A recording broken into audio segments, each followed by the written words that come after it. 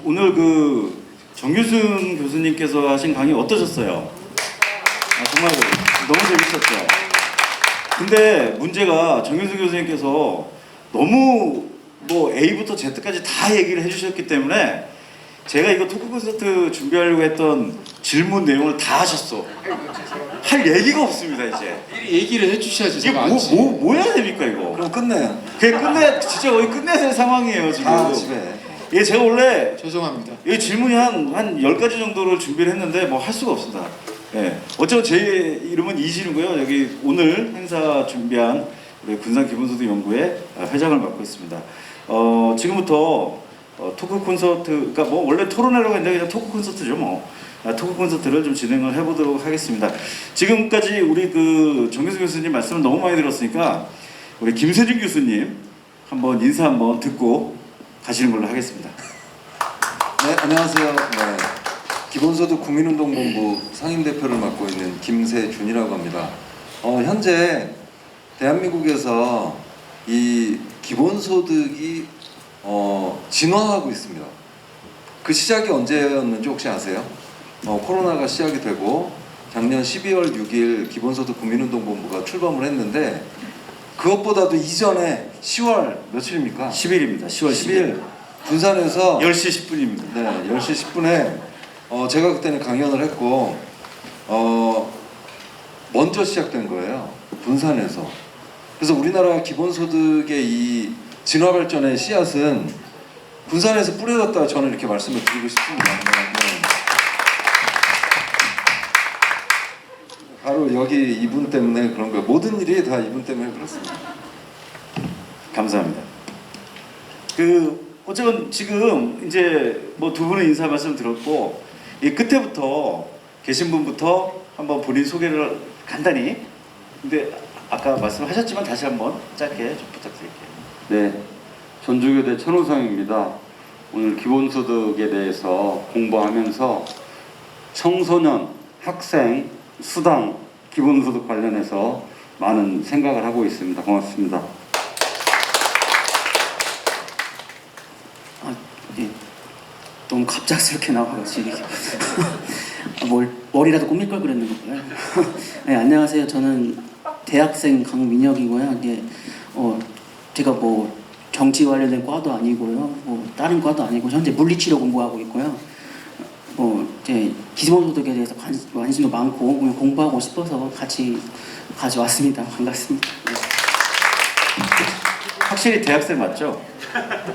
고등학생 같기도 하고. 안녕하세요. 저는 청소년 자치연구소라는 곳에서 청소년 운동을 하고 있는 청소년 활동가 오성우라고 하는데요. 이제 기본소득 연구에 들어왔던 이유는 이 기본소득에 대한 공부를 해서 청소년 활동이나 운동에 도움이 됐으면 좋겠다 했는데 최근에 아까 천 교수님 얘기하셨던 것처럼 반가운 소식들이 이미 들리고 시작해서 저 너무너무 반갑고 좋고 행복하고요. 또 오늘 이제 정 교수님 강의 들으면서 또 많은 것들을 배워서 이걸 어떻게 하면 이 지역에서 더 적용하고 활성화시키는데 노력해봐야 되겠다 이런 생각하고 있고 이따가 또 그냥 쓸데없는 상상 질문 같은 것도 한번 하려고 지금 그냥 혹시 그러니까 저희가 오늘 제가 이거 질문 이거 다 필요 없게 되겠고요. 그냥 여기 계신 분들한테 먼저 질문을 좀 받아보고요. 아까 질문하셨듯이 누구라도 원하시면 마이크를 드릴 테니까 질문을 좀 해서 자유롭게 오늘 한번 토크 콘서트 한번 진행을 해보도록 하겠습니다.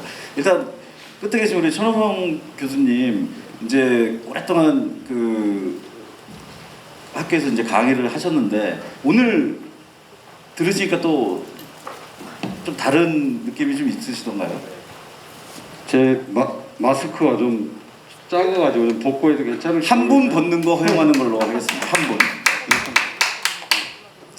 아니 제가 이제 평소에 되게 존경하는 정규승 교수님이거든요. 제가 페이스북을 보면서 뭔가 그 다음 글이 기다려지는 분 중에 한 분이세요. 저는 이제 막 너무 복잡하게 생각지 않고요. 기본소득 볼 때마다 우리 그 교육에서 무상 지금 이제 고등학교까지 무상 교육 하는데요. 그냥 의무 교육 하잖아요. 교육이라고 하는 게 차별 없이 한 인간으로 살아가는데 누구에게나 모든 것들을 제공해 줄 수 있는 그런 교육이 돼야 되거든요. 그런데 우리 한국 사회 어떻게 되나요? 돈 없는 사람들, 백 없는 사람들, 또 지역 차별, 수도권의 대학까지 다 몰려 있어가지고 이런 형국이잖아요. 그런데 이거 우리가 없앨 수 없습니다. 국가가 그걸 해결해 줘야 되잖아요. 그런데 이 기본소득도 지금 뭐 인구 절벽의 시대에 우리 살아갈 수, 이게 인간으로서 태어나는 것 자체가 축복이고 사실 행복이 될 수 있는 이제 그런 여건까지 왔기 때문에 국가가 해주고 우리가 함께 노력한다면 충분히 해갈 수 있는 저는 그런 거라고 생각을 해요. 다만 이런 것들을 어떻게 이제 약간의 갈등이나 이런 상황 속에서 합리적으로 조절하느냐 이런 것들이 중요한데요. 제가 우리 학생들에게 전라북도에 지내면서 정말 패배주의에 빠져 있는 이런 학생들에게 뭔가 희망을 줄 수 있는 그런 것으로, 그래서 얼마 전에 우리 청소년 학생들에게 적지만 작은 금액의 그런 어떤 기본소득 개념의 수당을 제안을 했던 것입니다. 근데 예산 보니까요, 그렇게 많이 우리 정도에 할 수 있는, 아까 정균승 교수님 말씀하신 대로 할 수 있는 것만큼 시작해보면서 문제가 생기면 고쳐가는 그런 상황으로 갔으면 좋겠다고 봅니다. 혹시 두 분 교수님께 뭐 질문 같은 건 없으신가요? 네, 두 분한테 뭐 하는 질문. 아 이거 교수님들끼리 좀 싸우는 거 좀 보고 싶었는데. 저 하나 하면 안 될까요? 질문하십시오. 그러니까 조금 약간 쓸데없는 얘기일 수 있는데, 제가 최근에 그 리빙랩 사업이라는 그 사업 그 설명에 참여하면서 그 전주의 꽃전이라는 그 프로젝트 사업을 들었어요. 근데 거기서 그런 얘기가 나왔어요. 쏠림 현상. 그러니까 이거를 이제 지역화폐로 해서 이렇게 돌리려고 했더니 결국에 보니까 지역 상권, 작은 상권 이런 데들이 다 잘 쓰는데 이게 많이 대형마트 쪽으로 쏠린다는 거예요, 지역에서도.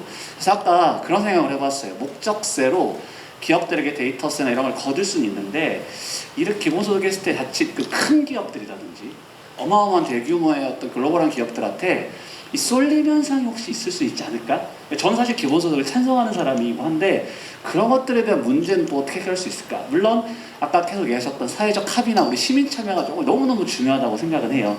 근데 그런 생각을 좀 해봤거든요. 했을 때 좀 쏠림 현상들이 그런 대기업이라든지 큰 손이라든지 이런 데는 혹시 있지 않을까? 소비를 하면서 그런 생각 좀 해봤거든요. 이건 김세준 교수님께서 한번 대답해. 아까 제가 처음에 우리나라에서 여러 가지 그 시도들이, 창의적인 시도들이 있고 지금 성장해 나가고 있는데, 그런 걸 해결하기 위한 시도가 1차 전국민 재난지원금을 지급할 때 소멸성으로 했죠. 그리고 어떤 지방자치단체에서는 이것이 어떤 소상공인 분들이나 이렇게, 이건 다 제도적인 측면에서 얼마든지 뭐 리더의 의지라든가 마인드라든가 이런 걸로 충분히 해결할 수 있는 부분이고, 이번에 그런 것들을 해봤죠. 그랬더니 정말 소상공인들을 살리고 뭐 그런 측면에서 얼마든지 할 수 있는 가능한 일이고, 앞으로도 우리가 이 해봐서 경제를 살린 이런 성과들을 살려나가야 되겠죠. 그러면 뭐 지금 우려하시는 부분은 충분히 극복할 수 있지 않을까 그렇게 생각이 됩니다. 네. 덧붙여서 이제 그런 우려는 충분히, 그리고 현실적으로 그럴 거예요. 예, 하게 됐을 때 그거를 어디에서 소비하느냐, 가장 이상적인 건 우리 이제 그 전통 시장을 찾아주고, 좀 여기서 자영업자랄지 소상공인 쪽으로 해야 되지만 전부 그럴 수는 없거든요. 사람 심리가. 그러면 이제 대형 마트도 가고 그럴 거예요. 그랬을 때 그 사후에 제가 아까 말씀드린 것처럼 우리가 그 사후 세금을 통해서 환수할 수 있는, 그래서 그렇게 해서 여기에 유출이 되는 것들은 다시 와서 할애만 하는 게 아니니까 계속해서 그렇게 해서 이쪽에서 많은 이윤을 얻어서 가게 됐다면 세금을 통해서 이익을 환수할 수 있는 거, 그다음에 그것이 다시 지역에 이렇게 떨어지고 하는 거, 이게 선순환의 구조를 만들어주는 거 어쩔 수가 없다고 해요. 그것까지 막으면 그건 국가 통제죠. 예, 그러니까 뭐 저쪽으로 가는 것도 있지만 이쪽에 떨어지는 거 있다. 그것이 함께 가자. 그러나 없을 때에 비해서는 좋은 효과가 분명히 나올 것이다. 그런 것들을 자꾸 축적해 나갈 때, 그때는 전체적으로 다 같이 방이 따뜻해지지 않겠는가. 그런 온돌방처럼. 요새 온돌이 세계적으로 인기가 좋답니다. 평창 가서 뜨뜻한 거 한번 누워보더니 그 라제타로는 못 살겠다고 온돌 내놓으라고. 어떤 제도도 100% 만족스러울 건 없는 것 같아요. 다만 과거보다 조금 더 나아질 수 있는 뭔가가 있으면. 죄송합니다. 아닙니다. 제가 온돌 얘기로 좀 분위기를 반전시키려고 했더니 안 먹히네요 오늘. 네. 냉방 얘기로 바로 돌렸습니다. 알겠습니다. 예. 혹시 또 그 객석에서 궁금하신 거 있으시면 저희가 이 책이 혹시 이 책 보신 적 있으세요? 네, 이게 나라다 2022 저자가 누군가 했더니 김세준이라고 아, 써 네, 있네요. 네, 고맙습니다. 광고도 또 오늘 질문해주신 분께는 이 책을 저자가 직접 사인을 해서 한 권씩을 드리겠습니다. 참고로 이거 그냥 드리면 이게 뭐 또 걸리니까 저희가 구매를 해서 드리는 걸로 정확하게 밝히도록 하겠습니다. 아까 그 처음 질문해주셨던 분께는 이따가 요거 책 받아가시면 감사하겠습니다. 아, 축하드립니다. 혹시 뭐 질문 있으신 분? 네. 자, 네. 이쪽부터 이렇게 순서대로 네 가보겠습니다. 제가 직접 가보겠습니다. 고맙습니다. 지금 현재 기초 노령이라고 그래서 일정 나이가 넘어가면 국가가 지금 제가 아는 상식으로는 65세 이상 20만 원대 한 중반 정도 해서 지금 국가가 지급을 해주고 있는 걸 알고 있는데, 그러면 이게 정책으로 받아들인다면 국가가 현재 지급하고 있는 일정 나이 이상, 이게 이제 재원 때문에 나이가 더 많은 형태대로 바꿔줄 수 있느냐. 지금은 65세라면 재원 때문에 70세 이상으로 가고, 그 다음에 기본소득은 어느 시점에서 재원 마련해서 전 국민한테 지급이 되고 이렇게 되는 거냐, 아니면 기본에 있었던 것은 그대로 존중하고 지급이 되면서 어떤 그 결정에 의해서 정해진 그런 로드맵대로 지급이 되는 거냐, 이게 궁금합니다. 기존 복지제도와의 관계를 여쭙는 것 같은데요. 두 분 중에 누구든 서로 눈치 보지 아니 마시고요. 우선 제가 좀 말씀을 드리고 이렇게 좀 심화 또 학습을 해주시는 것 같아서, 일단 그 복지와 기본소득에 대해서 여러 가지 시각들이 있습니다. 그러니까 뭐 우파, 중도파, 좌파, 그러니까 다 자기의 그 어떤 경제적 이해관계나 정치적인 환경에 따라서 기본소득을 바라보는 시각은 다르고 요구하는 수준도 달라지는 것 같은데, 우파이신 분들은 복지 철폐하자고 합니다. 이번에 안심소득이라는 것이 대표적인 주장인데, 50%를 선별을 해서 50%가 나머지 50%한테 시혜를 베푸는 조건인데, 그 재원을 얘기를 하면 기존 복지 철폐하자고 해요. 그러니까 그런 게 문제인 거죠.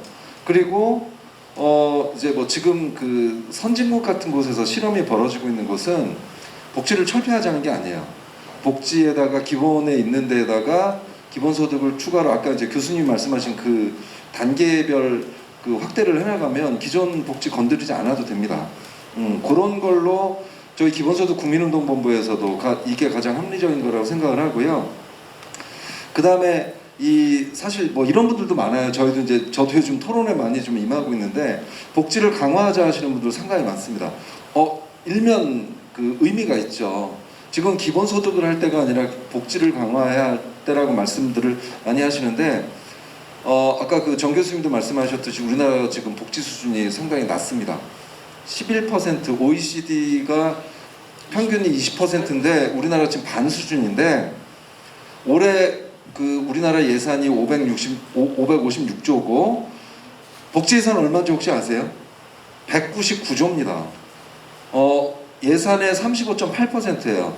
이 복지 예산을 발표를 했을 때 보수 언론들이 뭐 현금 살포다, 뭐 퍼퓰리즘이다, 뭐 퍼주기냐.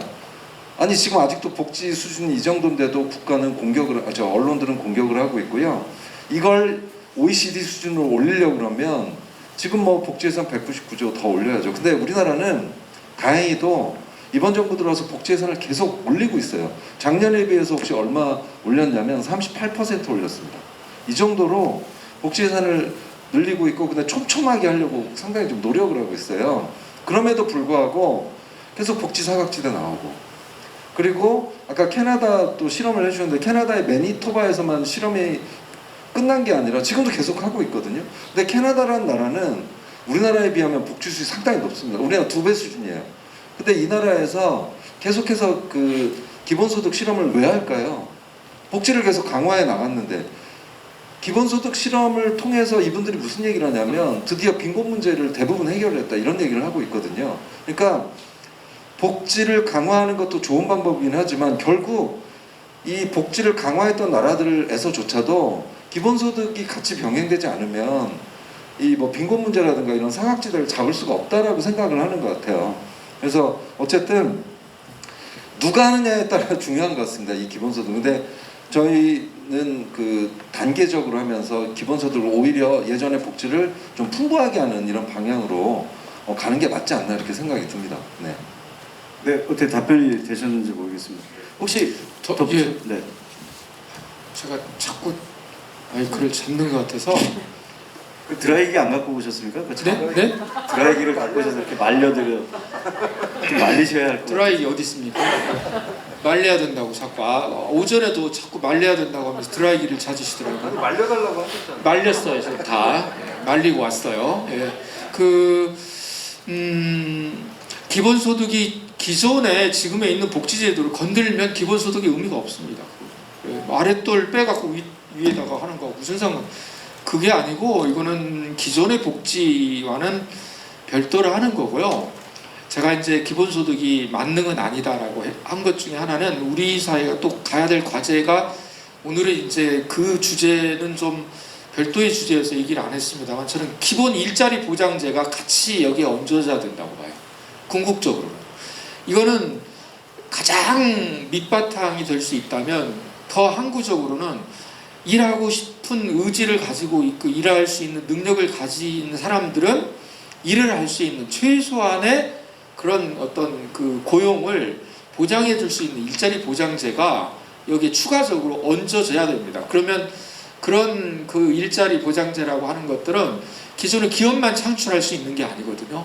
우리 사회 구석구석에서 특히 이제 앞으로의 돌봄 서비스랄지 뭐 대표적으로 예를 들자면 그래서 그런 것들이 사실은 그냥 거의 무상에 가까울 정도로 아니면 뭐 정말 형편없는 정도의 보수밖에는 안 되는데 그런 그 뭔가 그 시장에서 제대로 평가받지 못하는 노동에 대한 그 활동에 대한 정당한 그 어떤 대가를 지불해 준다면 기본소득이 훨씬 더 강력해질 수 있는 또 다른 보완책이라고 생각해요. 그리고 그거는 현재 지금 정부에서 일자리 지원 사업으로 평균 지금 문재인 정부에서 한 20조 원씩이 기업에다 들어가는데 그것이 아니라 지방 정부를 통해서 또 지역 그 사회 단체랄지 이런 쪽이 같이 해서 지역에서 지역 내 고용이 이루어질 수 있도록 하는 방법을 찾는다면 지역이 같이 살 수 있는 균형 발전에도 굉장히 크게 작용을 할 수 있을 것 같고요. 아까 말씀드린 것 중에 이제 안심소득 같은 경우를 보면 지금 안심소득은 예를 들어서 그 오세훈 씨가 얘기하는 안심소득은 중간소득이 5천만 원이다. 이제 가상입니다. 중간소득이 5천만 원인데 내가 지금 3천만 원 받는다. 그러면 2천만 원 소득 갭이 있죠. 그러면 그것의 절반, 그러니까 1,000만 원을 보조해 주는 거죠. 4천만 원까지 주는 거죠. 중간소득 이하 계층만 이렇게 하는 거거든요. 예, 이제 그런 것이 되는데 그렇게 했을 때의 그 재원 마련은 어떻게 하냐면 기존의 복지에서 불필요한 것들을 전부 탈탈 털어서 하자는 얘기예요. 근데 그거는 정말 그 현실적으로 말도 안 되는 얘기예요. 거기에 들어가는 사회적 비용이 얼마나 많습니까? 그리고 그 복지 사각지대에서 또 선의의 피해자들이 얼마나 많아요. 이거는 그 오히려 그냥 긁어 부스럼을 내는 것과 같은 거고 아무 의미가 없어요. 그런 것은. 그리고 그것의 기본적인 것이 1960년대부터 나왔던 이제 미국의 그 뭐 네거티브 인컴 텍스라고 해서 마이너스 소득세라고 하는 거 밀턴 프리드만이 주장하는 공정소득도 다 그거예요. 그 아류가 우파에서 나왔던 우익진영에서 나왔던 것들인데 그것이 지금 기존의 그 복지제도 안에 다 녹아들어 있어요. 새로울 것이 없어요. 이름만 바꾼 거죠. 근데 기본소득은 그것과는 별도로 기존의 복지제도를 건드리지 않으면서 그럼에도 불구하고 우리 사회가 더 성숙된 사회로 가기 위한 그런 발판이라고 생각을 합니다. 그 김세진 교수님 옆에 앉으셔서 그 아까 안심소득 나올 때 드라이기를 켰어야 됩니다. 잠시만요. 여기 먼저 손 들으셔서 잠시만 기다리시면. 예, 오늘 이런 교육을 들을 수 있어서 참 좋았는데 교육이 아니고 그냥 예. 얘기입니다. 예.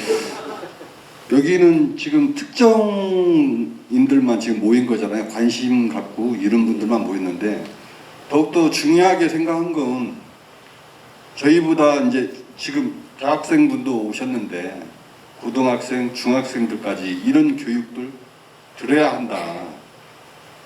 어른들만 알 게 아니라 학생들도 알고 점점 그게 머릿속에 지식인들로서 자리 잡으면 더욱더 우리가 아까도 말씀하셨듯이 기본소득 이런 거 중요하죠. 근데 복지, 우리가 말하는 그 복지에 아이들이 거리낌 없이 다가설 수 있도록 좀 이런 자리들이 아이들한테도 있었으면 좋겠습니다. 이상입니다. 이 말씀 박수 한번 쳐드리고 싶습니다. 근데 약간 이제 책이 좀 욕심나서 하시는 발언 같기도 하고요. 네. 네, 여기 혹시 그쪽에 아까 질문하시던 손 드신 분 없으셨죠? 네, 질문. 안녕하세요. 정균순 교수님에게 질문하고 아이고, 싶은데요. 접니까? 네. 저처럼 기본소득에 관심이 많고 또 두 아이를 키우고 있는 엄마로서 네. 과연 이 기본소득이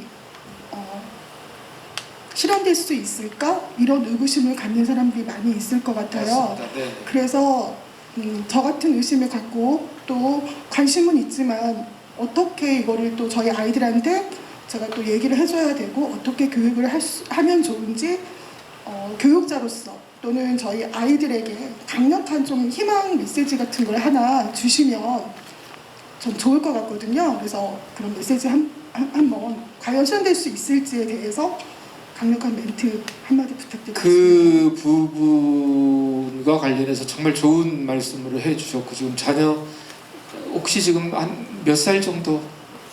대학교 3학년하고 고등학교 1학년 있어요. 대학교 3학년이요? 본인이 대학교 3학년. 본인이 대학생이 아니고요? 네네네. 아, 네. 대학생 자녀를 두셨어요? 네. 이건 이제 우리 저 미래 세대 문제이기도 하고 또 천호정 교수님께서 전문가십니다. 특히 이제 그 교육 관련된 청소년 교육이랄지 이런 교육 문제에 있어서는 정말 해박하시고 고민도 많이 하시고 지금도 굉장히 활동을 많이 하고 계시는데요. 그게 일부 우리들만의 얘기가 되고 이제 아까도 말씀하셨는데 정말 이것이 그 함께 좀 공유될 수 있는 분들은 지금 이 시간을 못 내고 있어요. 사실은 정말 그분들이 그 당사자가 되고 이 혜택을 받아야 되고 하는데 정작 그분들은 모르고 있다는 것이 안타깝고요. 결국은 이거는 이제 우리가 점점 공감대를 형성할 수 있는 많은 자리와 기회들을 가져야 되고 이렇게 우리가 지금 한 50여 분이 함께 하고 있습니다만 누군가가 기본소득 얘기를 할 때 이 자리에 함께 하셨기 때문에 전과는 다른 얘기를 전해줄 수 있고 자녀들에게도 마찬가지입니다. 그러기 위해서는 학교가 달라져야 됩니다. 지금 우리의 교육은 이게 교육이 아니에요. 이 교육은요 이제 존재할 수가 없는 말도 안 되는 교육을 아직도 하고 있거든요. 근데 이 부분도 역시 지금 뭐 개혁할 것이 하도 많아서 그렇습니다만 교육개혁의 일환이 돼야 되고요. 우리 교육은 저는 교육이 아니라고 봐요. 주입식 교육이 어느 때입니까? 그렇기 때문에 그 학교 현장에서 이런 것들이 좀 교육을 통해서 자연스럽게 지금 학교에서도 기본소득 실험들을 하고 있죠. 일부 일부 뭐 충청북도에서도 성주에서도 하고 자꾸 이런 것들이 그 현장에서 확산이 되는 거예요. 직접 느껴보는 거. 하면 돈 10,000원이라도 아이들이 직접 내가 가지고서 그거를 어떻게 쓰는가 이렇게 쓰니까 더 좋더라 라고 하는 거 경험하게 하는 거. 기본소득도 마찬가지예요. 우선 경험하게 해보는 겁니다. 자꾸 이런 것들을 하게 되면 진짜 이거 필요하구나. 그리고 이게 공공의 이익에도 분명히 그 기여를 하네. 그리고 재원 걱정을 했는데 별것도 아니구나. 우리가 충분히 해낼 수 있는 거구나. 이거 마땅히 우리가 누려야 될 권리인데 그동안에 우리가 못했구나 라고 하는 것. 이런 인식들 이게 저는 굉장히 크다고 봐요. 저는 이 말씀에 덧붙여서 천호성 교수님 말씀 좀 더 듣고. 네, 제가 잠깐만 좀 보완해서 말씀드리고 싶은데요. 지금 어떻게 교육을 할 것이냐. 저는 우리 교육의 가장 큰 문제가 삶과 유리된 교육이라고 생각을 해요. 삶 속에서 배우고 배운 대로 살아갈 수 있도록 하는 교육이 되어야 됩니다. 근데 그간에는 한국 사회가 학벌 중심의 서열화된 구조 속에서 좋은 대학에 가면 그 간판으로 살 수 있는 그런 구조였기 때문에 내 삶하고 떨어져 있다 할지라도 필요한 간판을 따기 위해서 공부하는 이런 형태가 됐죠. 정말로 아이들에게 제가 그 수당 얘기를 청소년 학생 수당 얘기를 하면서요, 이 돈을 그냥 돈으로 주는 게 아니라 너희들이 이 돈을 어떻게 써야 가장 합리적인지를 한번 생각해 보면서 써봐라. 이건 금융교육과 경제교육으로 연결을 시킨다면 아이들이 고민하게 되거든요. 물론 그냥 주면 어디 게임방에서 쓸 수도 있고 뭐 그런, 그것도 사실은 그걸 통해서 느낄 수도 있지만, 또 어떤 경우는 조금 돈이 많이 주어진다면 뭐 한 예를 들어서 이게 한 20만 원, 30만 원 이런 정도의 돈이 주어지는데, 내가 되게 갖고 싶었던 게 뭐 드론이랄지 조그마한 뭐 컴퓨터랄지 이런 것들이 필요했는데, 이거 한 5명이 우리 같이 공용하는 걸로 한번 공동으로 사서 한번 해볼까? 이렇게 하면서 그 안에서 협력과 연대와 다양한 것들이 사실은 생성될 수 있거든요. 그래서 이제 저는 교육자로서 고민하는 게, 이 모든 것들을 교육의 새로운 패러다임, 이 시대 전환 속에서 생활 밀착형 교육, 그리고 교육 자체가 삶의 힘이 되는 교육. 학력이라고 하는 게 점수 몇 점이 아니라 내가 배워서 내가 살아가는데 활용될 수 있는 것 자체가 사실은 학력이 돼야죠. 그렇다면 그런 관점에서 아이들의 학력이 있느냐 없느냐 이런 것들도 그런 쪽에서 좀 이렇게 우리가 어른들도 좀 봐줘야 됩니다. 그런데 여기에 이제 학부모님들도 많이 오셨지만, 기존의 우리의 관점에서 교육을 바라보지 마시고 이들이 살아가야 될 앞으로 미래, 이들의 관점에서 교육을 바라본다면 아이들이 관심을 갖고 아이들이 생각하는 부분들에 대해 이해가 갈 수 있다는 것이죠. 그래서 과감한 좀 어떻게 생각의 전환 같은 거를 좀 해주시면, 저희들이 사실은 좀 부끄럽지만 교육자로서 지금의 교육에 대해서 정균수 교수님 말씀하셨잖아요. 이건 교육이 아닙니다. 이런 얘기를 하실 정도의 상황에 지금 와 있고요.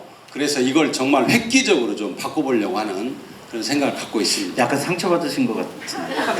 정기수 교수님 말씀 듣고 좀 상처받으신 것 같은데. 박수 한번 드립니다. 저희가 시간이 굉장히 많이 오버됐어요. 질문을 혹시 한 번만 더 받고 정리를 할까 봐요. 네.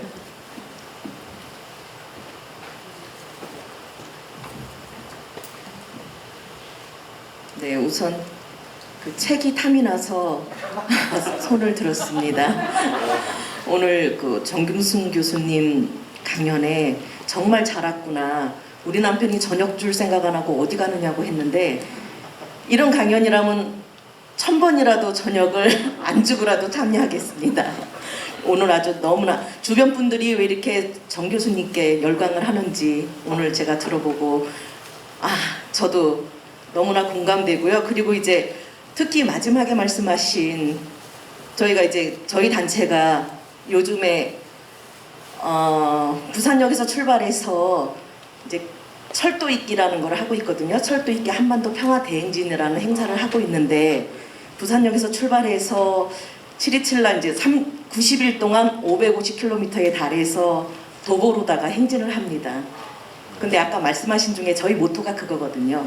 남북 간의 철도를 이어서 유럽을 지나 유라시아까지 가자. 그렇게 되면 통일도 되고, 그리고 이제 제가 준비 없이 이렇게 좀 생뚱맞을지 모르지만, 저는요 오늘 강연을 듣고 정말 종교인처럼 믿습니다 하는 말이 절로 나오더라고요. 오늘 말씀하신 그 내용이 정말 귀에 쏙쏙 박히고요.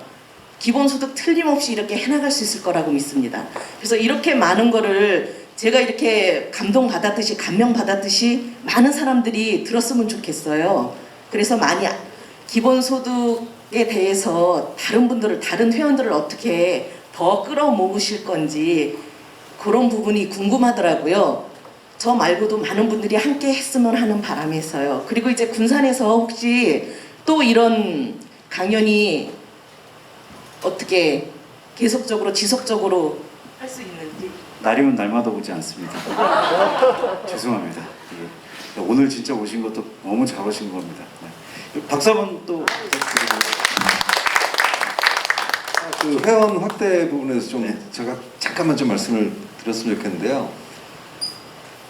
지금 그 역사상 한 번도 있지 않았던 일이 대한민국에서 벌어지고 있는 게 기본소득 국민운동이 시작됐다는 거거든요. 노예해방 국민운동도 없었고요. 그 다음에 복지 중에서도 공공부조라는 것이 학자가 이 공공부조에 대한 생각을 얘기를 하고 책을 써서 도망 다니고 그리고 일부 지역에서 실험을 하고 국가가 제도로서 도입하는데 70년 걸렸고요. 사회보험도 똑같이 참혹한 상황이 발생을 하고 학자가 얘기를 하고 도망 다니고 그리고 일부 지역에 실시하고 제도하는데 100년 걸렸습니다. 기본소득 똑같습니다. 역사는 되풀이됩니다. 학자가 토마스 페인이라는 분이 224년 전에 그 얘기를 했죠. 공공부에 대해서 아까 잘 말씀을 해주셨는데 그리고 지금 실험이 되고 있는데 224년 동안 한 번도 국가적으로 이렇게 제도가 실현된 적이 없어요. 근데 이게 언제까지 실험으로 끝날까요? 지금 코로나로 인해서 사람들이 기본소득의 맛을 봤고 그 다음에 이게 경제정책이 될 수밖에 없다는 것도 알게 됐고 그런데 여기서 또 끝나면 어떻게 될까요? 그게 300년 될지 400년 될지 모릅니다. 근데 이거 누가 할까요? 저는 기본소득 국민운동하면서 제일 답답한 게 뭐냐면 저희가 힘이 없다는 거예요. 이 정책은 정치인들이 만들어야 되는데 그래서 제가 요즘 생각이 바뀐 건 우리는 이제 압박할 수 있는 힘이 있다는 거거든요. 그래서 여러분들이 좀 함께 해주시고 앱이 또 나왔습니다. 기본소득 앱 이런 것도 좀 깔아주시고 저희 힘을 좀 보태주시고 특히 아까 그 실현될 수 있냐고 하셨을 때 그건 우리들한테 달렸습니다. 정치인들한테 달린 거 아니고요. 오히려 국민의힘이 정강정책 1호로 이걸 기본소득을 했는데 또 반대하는 말을 하면서 국민들을 좀 희롱하고 있는 거라는 생각이 들고 집권된 여당의 민주당은 아직 정강정책 1호가 아닙니다. 우리가 이번 대선에서 이런 그 확실하게 그리고 다행히도 이슈가 생겼잖아요. 기본소득이 중심 이슈가 됐을 때 이거 살리지 못하면 또 얼마나 더 참혹한 세상이 계속되고 이 기본소득에 대한 논의가 언제 또 다시 시작될지 모릅니다. 그래서 일단 우리가 할 일은 압박하는 겁니다. 함께 해주세요. 네, 감사합니다. 압박을 하기 위해서는 여러분들의 도움이 좀 필요한 게요. 그 저희들이 나눠드린 유인물 이거 지금 다단계 뭐 물건 파는 거 아닙니다. 네. 이 뒤에 보시면 이렇게 QR 코드가 있잖아요. 예, 요거를 찍으시면 뭐 아이폰이라든지 안드로이드라든지 이렇게 뭐 자기 기종에 따라서 이걸 찍으시면 자동으로 연결이 되거든요. 그 앱을 좀 까셔가지고 거기 이제 뭐 정회원, 준회원 있는데 정회원은 일정 금액 후원을 하는 회원이고요. 준회원은 그냥 뭐 가입만 하는 건데요.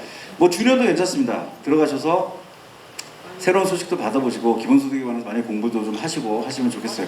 사실은 이게 지금 기본소득 국민운동본부하고 저희 기본소득 연구회는 사실 좀 다른 조직이긴 합니다. 그러나 아까 우리 한양환 대표님 말씀하셨듯이 형제처럼 형제 같은 그런 관계를 가지고 있으니까요. 이 앱도 좀 많이 좀 깔아주시면 좋겠습니다.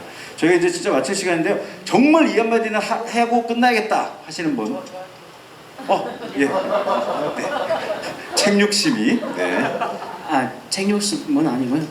예, 제가 기본소득을 계속 저도 지지하는 이유가 계속 학창 시절부터 계속 공부하면서 가장 느낀 게 있는 자가 공부한다라고 생각을 해요. 돈 가진 자가 공부했고 돈 가진 자가 책 읽었고 돈 가진 자가 더 이쁨 받더라고요. 그러니까 그런 점에서 저희는 이제 정시든 수시든 그 부분에서 모두 저희는 차별을 받았고 그 과정에서 대학까지 오게 됐는데 대학에서도 알바를 하다 보니까 돈을 벌어야 될 사람들은 어쩔 수 없이 돈을 계속 벌어야 되고 돈이 있는 사람은 저희가 알바할 때 여행을 가더라고요. 여행을 가서 경험을 쌓고 공부를 하고 하는데 저희는 그러지 못하니까 돈을 벌어야 되는 학생들이 노는 학생들보다 더 많으니까 그러니까 그런 상황을 조금 바꾸고 싶었어요. 그걸 바꾸고 싶어서 이 6만 원 돈, 5만 원 돈이 그들한테는 아무런 돈이 아니더라도 저희들한테는 책 한 권 아니면 뭐 공부할 수 있는데 보탬이 되든 문제집을 사든 그런 게 보탬이 되는 게 얼마나 도움이 되겠어요. 그러니까 그래서 그런 이유에 저도 이제 기본소득에 대해서 관심을 가지게 되었고 이게 실현될 수 있음을 느꼈기에 이게 공부를 하게 됐고 이게 많은 사람들 앞에서 기본소득을 왜 관심 가지게 됐냐라고 물어보게 된다면 이런 이유에 저는 지지하게 됐다. 교육개혁에 힘을 쓰고 이런 우리 학생들이 노동권과 휴식권을 보장받기 위해서는 이 기본소득이라는 보장권이 꼭 필요하다라고 얘기 드리고 싶습니다. 마무리 반응으로 얘기해봤고요. 감사합니다. 아니 정말 그 젊은 청년들이 진짜 살기 힘든 시대 같아요. 전원 선생님 힘든 시대인데 그런 입장을 굉장히 대변을 잘 해주신 말씀 같아서 저도 좀 마음이 아프게 들었습니다.